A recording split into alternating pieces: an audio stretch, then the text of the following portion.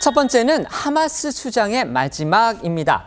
이스라엘과의 가자 전쟁을 촉발시킨 뒤에 정말 신출김을 하던 팔레스타인 무장정파 하마스의 수장 야히야 신와르가 이스라엘군에 의해서 최후를 맞으면서 중동 정세에 중대한 변화가 예상되고 있습니다. 네, 이 신와르라는 인물은요, 작년 10월 7일이었죠.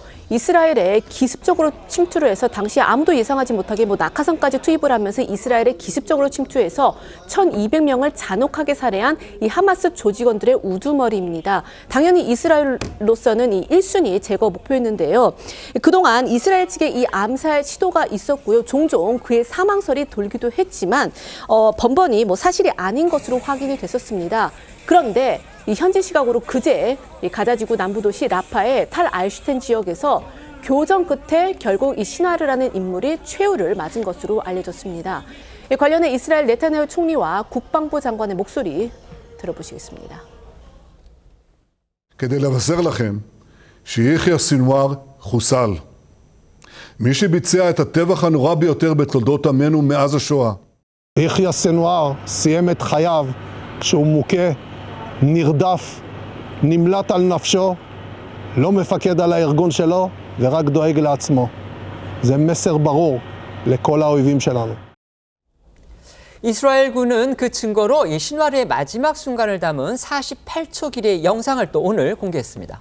네, 폭격으로 폐허가 된 건물 2층 구석에 놓인 소파에 머리와 얼굴을 천으로 가린 남성이 먼지를 뒤집어 쓴 채 홀로 앉아있는 모습이 보이는데요. 이스라엘군은 이 사람을 붉은색으로 표시하면서 신와르라고 특정했습니다. 이 구부정한 자세로 앉아있던 신와르는 드론을 발견하고 잠시 노려보다 앉은 자세 그대로 손에 들고 있던 막대기 같은 긴 물건을 힘없이 드론 쪽으로 던지는데요. 드론이 이를 피했다가 다시 그를 비추는 것으로 영상은 끝이 납니다. 관련해 영국의 신은 영상 속의 신와르가 움직이지 않고 드론을 향해 물건을 던진다며 그가 상처를 입은 것으로 추정했습니다. 여러 해 동안 이스라엘의 정보망을 농락하면서 정말 건재함을 가시웠던 그런 신와르였습니다. 그런데 최후는 좀 허망했다 이런 보도가 또 나왔는데요. 이스라엘 안보당국이 정말 막대한 자원을 투입해서 지난 1년 동안 신와르를 맹추적해 왔는데 아이러니하게도 이 표적 1호를 잡은 건 정예부대가 아니었고요. 숙련도가 상당히 떨어지는 이 10대 풋내기 훈련 부대였기 때문입니다. 네, 이스라엘군이 그동안 정보에 근거해서 수행했던 계획적인 무장단체 지도자 제거 작전과 달리 신와르의 사망은 예기치 않은 우연이었습니다. 현지 시간으로 어제 뉴욕타임스에 따르면 그제 훈련 소대장들로 구성된 한 이스라엘 부대는 가자지구 남부를 이제 정기 순찰하던 중에 소규모 무장 세력과 마주쳤고 이들과 총격전을 벌였습니다. 3명의 무장 세력은 건물과 건물을 뛰면서 옮겨 다니다가 교전이 시작되자 흩어졌고 나중에 한 전투원이 혼자 건물 한 곳에 들어갔다가 드론으로 위치가 확인돼 살해됐는데 바로 이 남성이 신와르였습니다. 네, 관련해 이스라엘 당국자들은요, 전투원들이 몸을 숨긴 건물의 일부가 무너졌고 훈련병들이 건물을 수색하는 과정에서 그제야 이 시신 한 구가 신와르와 흡사하다는 점을 알아챘다고 전했습니다.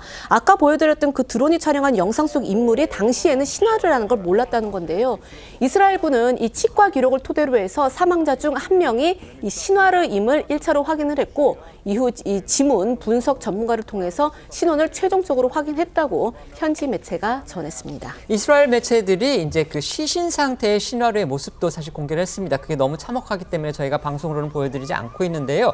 그 영상을 보면은 지금 저희가 보냈던 신와르의 건재했던 당시의 모습하고 얼굴이 거의 같습니다. 물론 폭격을 당했기 때문에 또 총격을 당했기 때문에 많이 그 상태는 좋지가 않지만 어쨌든지 간에 그걸 보고서 신와르라는 것을 이제 알게 됐고 그러면서 정밀한 조사에 들어간 결과 치아 상태라든지 그다음에 지문 분석을 통해서 이게 신와르가 맞다는 거를 이스라엘 당국이 최종 확인을 했다는 겁니다. 신와르가 살해된 장소가 또 화제인데요. 그가 은신하고 있던 것으로 추정됐던 이 땅굴이 아니라 아까 보셨던 대로 지상의 한 아파트였다는 겁니다.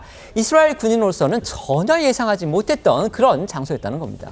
네, 이스라엘군은 그동안 신와르를 집요하게 쫓아왔지만 그의 죽음 전까지 정확한 소재를 알지 못했다고 밝혔는데요. 미국과 이스라엘 정부 당국은 신와르가 암살 위험을 피하려고 깊은 땅굴 속의 경호원들, 또 이스라엘 습격대 납치한 인질들과 함께 머물 것으로 파악하고 있었지만 이스라엘군 진지에서 겨우 약 155m 정도 떨어진 건물에서 발견된 겁니다. 예상과 달리 신화르가 죽음을 맞이한 순간에는 현장엔 인간 방패로 내세울 인질도 없었고 많은 경호원도 없었는데요. 이를 두고 일각에선 신화르가 은밀하게 이동하려고 했거나 전쟁 중에 경호원들을 잃어버렸을 가능성을 제기했습니다.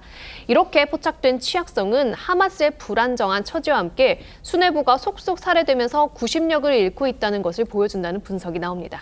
중동 정세로 본다면요, 이 하마스 1인자인 신화르가 피살됐기 때문에 중동의 분쟁 다시 분수령을 맞았다 이런 평가가 나옵니다. 하마스의 후원자죠, 이란은 즉각 보복 의지를 밝혔습니다. 하지만 미국에서는 이번 전쟁을 끝낼 방안을 찾겠다면서 휴전을 시사하고 나섰습니다. 그런데 문제는 네타냐후 이스라엘 총리가 전쟁이 아직 끝나지 않았다 이러면서 미국과 온도차를 보이고 있는 겁니다. 네, 주 유엔 이란 대표부는 현지 시간으로 어제 신화르가 이스라엘의 공격으로 살해된 데 대해서 저항 정신이 강해질 것이라며 항전 의지를 밝혔습니다. 하지만 국제사회에서는 전쟁의 빌미를 제공한 당사자이자 휴전 협상의 방해꾼으로 여겨져 온 신화르가 사망한 만큼 종전을 검토해야 한다는 의견이 힘을 얻고 있습니다. 관련해 조 바이든 미 대통령은 성명을 통해서 하마스는 이제 테러를 감행할 능력이 없다면서 네타냐후 이스라엘 총리와 통화해서 종전 방안을 논의하겠다고 밝혔는데요. 하지만 네타냐후 총리가 전쟁은 아직 안 끝났다면서 인질들이 돌아올 때까지 전력을 다해서 전쟁을 계속하겠다고 강조한 만큼 이스라엘 측이 미국의 제안을 수긍할지는 미지수입니다. 전해드린 대로 가자 전쟁을 촉발한 하마스의 수장이 이스라엘에 의해서 사살됐습니다. 그런데 이를 계기로 해서 미국은 지금 이제 종전 협상의 계기가 마련됐다 이렇게 밝히고 있지만 네타냐후 이스라엘 총리는 전쟁은 아직 끝나지 않았다. 모든 인질이 돌아올 때까지 계속 싸우겠다. 지금 이렇게 좀 다른 말을 하고 있습니다. 어떻게 보십니까? 일단 가자 지구 전쟁이 1년이 됐죠. 상당히 양쪽에 다 피로감이 있고 그래서 하마스 쪽에서도 허점에 노출됐기 때문에 이렇게 신화르가 이렇게 허망하게 이제 피살이 되는 상황까지 왔는데 어떻게 보면 상당히 기회니까 미국은 중재를 해서 종전을 하려고 하지만은 말씀하신 대로 네타냐후 총리가 그 전부터 계속 본인의 이제 정치 생명 연장을 위해서 이걸 확전을 한다는 그 분석이 많거든요. 그래서 오히려 네타냐후 입장에서는 이것을 더 전쟁을 해서 완전히 가자 지구에 이제 평화를 가져온다. 본인 말대로 평화를 가져오는 게 목적이기 때문에 이게 미국의 중재 노력이 잘 통하지 않을 가능성이 더 크다. 그런 분석이 많습니다.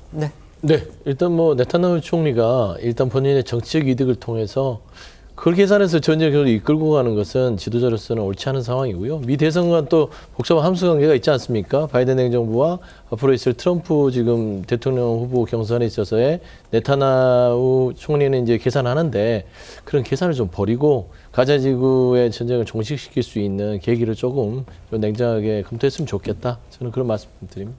네.